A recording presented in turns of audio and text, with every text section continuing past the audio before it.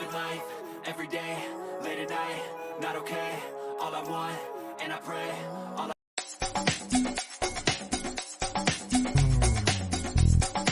Showbiz Kachika TV.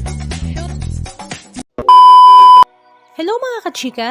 Usap-usapan nga ngayon sa social media si Chippy Lomino dahil nga sa kanyang latest post sa kanyang social media account kung saan mukhang nagbago na nga daw ang ira ng kanyang feed. From very elegant and sophisticated, ngayon nga daw ay balik na naman nga siya sa kanyang very sexy era kung saan talaga namang kitang-kita nga ang hubog ng kanyang katawan. Back to Manila na nga ang peg ni Chippy Lomino at work mode on na nga ang kanyang ganap kung saan kahapon nga ay nag-guest nga siya sa noontime show na Showtime.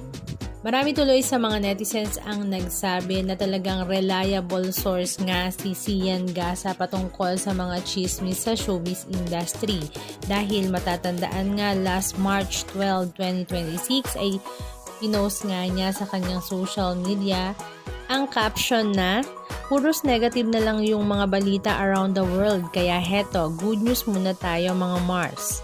Chippy Lomino at Matt Lolier, hiwalay na. Jay Cuenca, nagpainom sa BGC. Tawang-tawa nga ang mga netizens sa balitang ito ni Sian Gasa dahil ito nga lang daw ang bad news na good news. Samantala, noong nakaraang araw naman ay may pa-blind item nga si Mama Ogs at Mama Loy patungkol nga sa magkarelasyon na naghiwalay nga.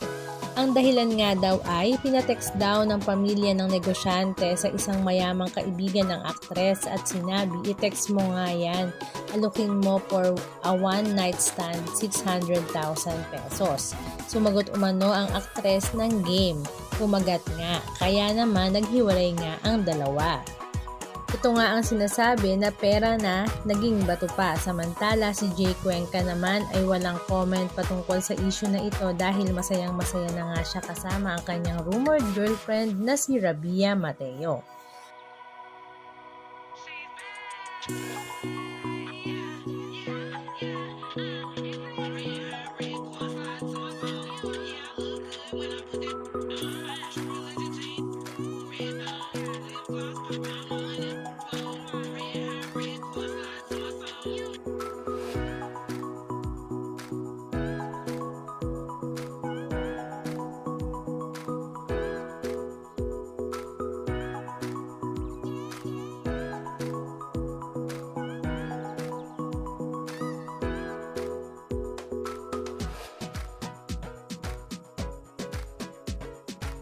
Anong masasabi nyo mga kachika? Just comment down below.